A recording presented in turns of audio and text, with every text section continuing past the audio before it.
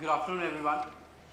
Uh, Thanks a bunch for being here, on a busy afternoon. Really appreciate all of you being here. And let's keep it very interactive. Feel free to stop me in the middle and ask me to zoom in, zoom out of everything, right? What are we discussing here, right? I think if you look at it, there is one question that unites us more than religion. My PR department told me never to mention religion on stage, but it's okay, right? One of the things that unites us more than religion, sports, politics is a simple question. Where is my pizza? Right? We have all at some point or the other thought about it, where is my pizza? Logistics is a pretty interesting thing. Like I come from a hardcore numbers and computing background. I was building the AWS machine learning platform prior to this, working with Google, eBay before that. Have absolutely zero background in logistics or supply chain, right? Till the day I started building a women's safety app, which had a route deviation feature. It was called Ride Safe, and this was in response to the Uber incident, which was something which was close to me at a personal level. Like my father was the point psychiatrist at the Nirbhaya incident, and we created this route deviation engine where if a passenger is going, say for example, you're taking a cab back home, you can just say I'm going home, and the app will constantly monitor if the driver is trying to take you somewhere away. And interestingly, as we did this in 2015, which was also the time, a huge amount of Uber for X startups were coming up, a couple of companies approached us and asked that, hey, do you have an enterprise version for it, right? Like they were managing their delivery boys and operations. And to that, my first reaction was, guys, do you not know GPS exists? Do you not know tracking systems have always existed forever? And that's when they responded that, hey, but we don't track our delivery boys with this. But if they don't go where they should be going, then we get a deviation alert. And that was a pretty interesting insight. That we have the answer to the question where the truck is, but why are we not answering the question where the truck should be? Right? There is no decision-making engine in logistics and supply chain. Now that gets actually further interesting if you look at the nature of the problem, right? Mr. Cameraman, right? If I ask you what is this, can you tell me what is this? Right? What is this? It's a remote, right?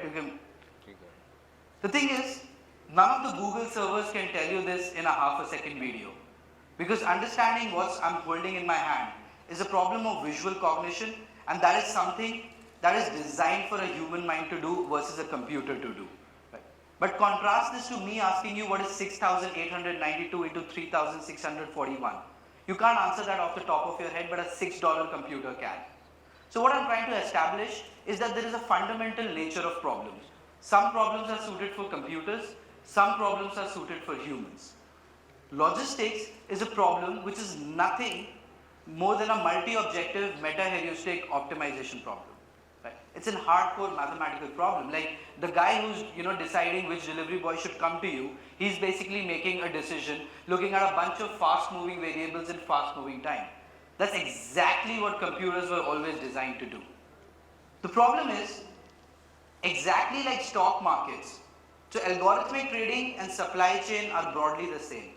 Both need to make real-time decisions, looking at hundreds of variables and react very quickly. But algorithmic trading did not exist before 1980s, not because we didn't know the maths, but because stock markets were not electronic. Exactly as how electricity connected the stock markets, our advancement in digital maps have connected the supply chain. And within the last 5 to 10 years, it has suddenly become possible to do this centralized decision making, right? Within a span of 10 years, from no hedge fund having a algorithm, they went from having their chief investment officer as an algorithm. And that's exactly what's happening today in supply chain. That can we do a centralized decision making, factoring in a bunch of variables from every place. And this is an order of magnitude ahead and more complicated than just tracking a bunch of trucks moving around on a screen. So just to do a quick recap, what we are effectively saying over here is that there are certain nature of problems, some suited for computers, some suited for algorithms. Supply chain, because it has a bunch of variables and you need fast decision making, is a problem suited for algorithms.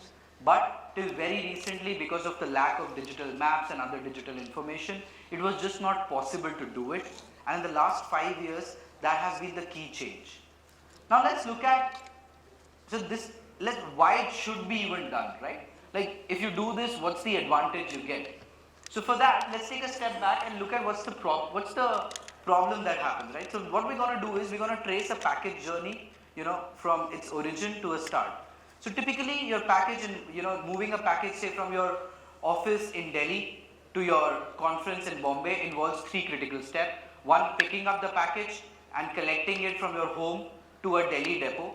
Then a long movement which is called the line haul movement from your Delhi depot to your Bombay depot. And then finally your last mile movement from your Bombay depot to this conference center.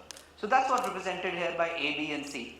Let's just quickly look at what's the challenges that all of us have at some point faced and effectively exist in the logistics, right? So when a customer places an order, there is no system, he cannot predict when the guy is coming. Like today when you get a please go on.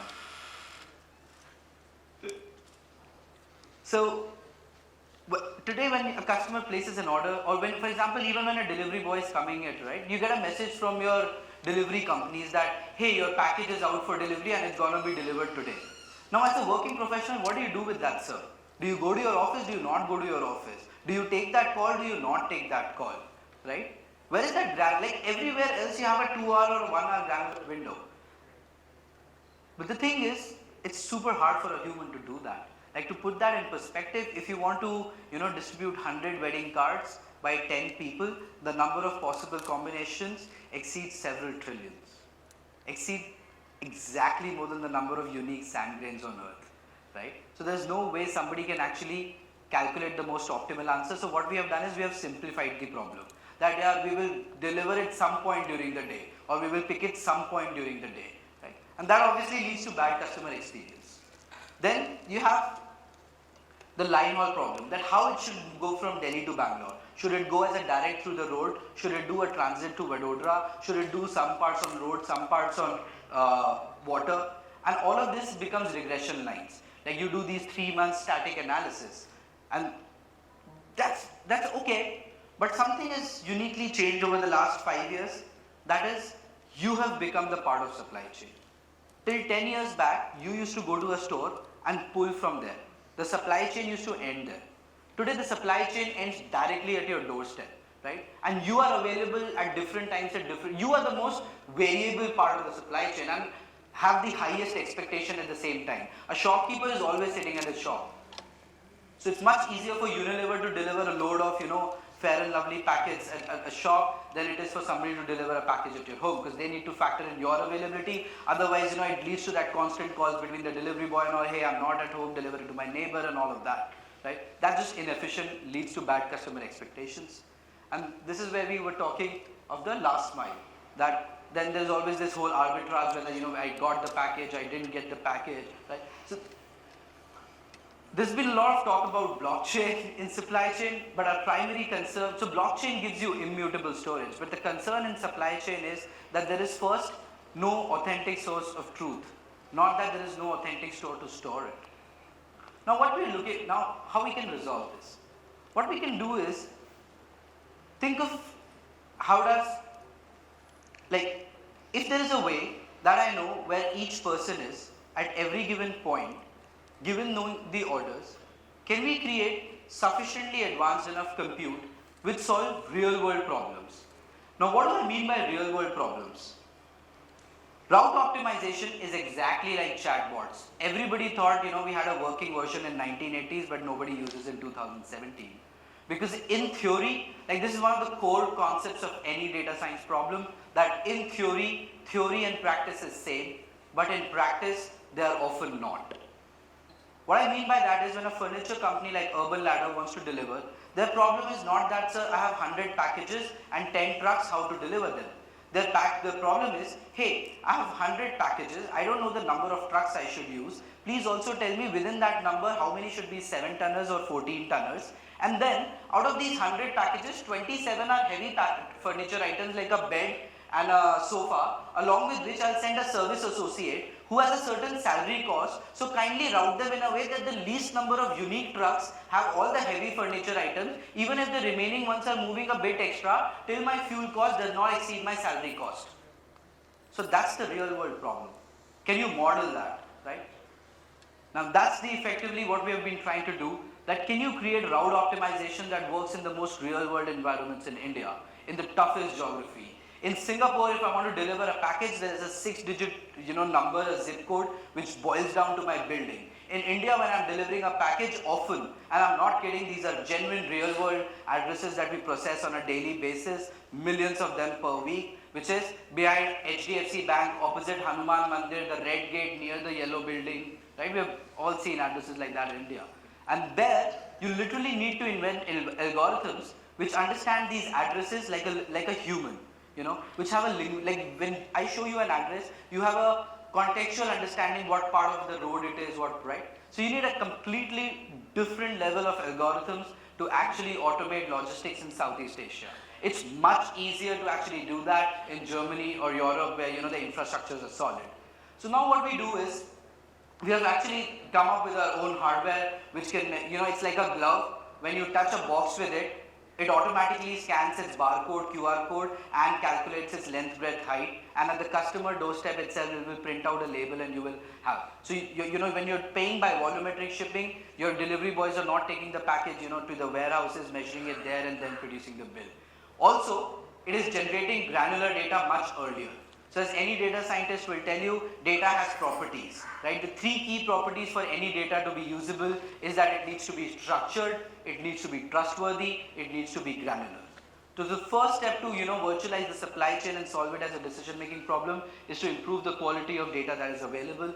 Then create algorithms which can factor in all these real-world constraints, which will allow us to give granular information. Now, many of our companies, and you will see that soon, they're offering time-definite deliveries and time-definite pickup. They will give you a 2-hour slot and they will come in that. And in India, for all the jokes about traffic in India, we deliver at 98% on-time SLA.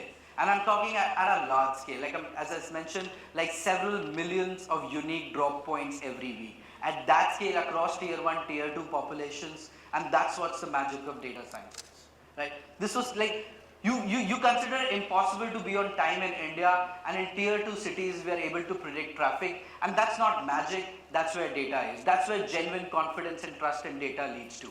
So then, once you have this thing, then the advantage is you can further do the simulation sensitivity analysis, all your what if analysis. So this last year, when Tata wanted to re-optimize their warehouses, that hey, after the GST, so in India there was something, GST came in. So prior to that, logistics in India was a function of taxation. It was not a function of optimization. So each state used to have its own warehouses, and it was super expensive, and they used to broadly operate within the boundaries. Post GST, a bunch of companies wanted to remap their warehouses, figure out that if instead of running 25, can they run 20, can they run 20, can they run 8, can they run 7? And this previously used to take like 6 to 9 months of manual analysis across a bunch of things, but now you can actually do that as what if dynamic analysis, exactly as if you are composing a song. You can put in certain variables, you can change some sensitivity, and then you get an answer. And when you deliver all of this on time, add to you, this of course adds the trust to the customer. It becomes a brilliant customer experience for everybody, right? So as the slide says, that so all the slides have the numbers, but let me give you a fundamental reason as to why logistics will always grow, right? Logistics is basically dependent on how specialized your manufacturing is. In 1980, late 1980s, my father's mobile phone, the components in it used to come in 3 countries. Today, your iPhone has components from 31 countries. As manufacturing gets more and more specialized, logistics is imperative to grow. Consumer becomes part of the logistics. It becomes absolutely complex to go. It becomes impossible for human beings to manage it. In India, our GDP, logistics as a portion of GDP cost is 14%. In many of the developed nations, it's just 7 to 8% because they have far more granular and precise data on their systems. And that's the huge opportunity of data science in logistics in regions like Southeast Asia. And with that note, as is our business. We deliver on time. Thank you.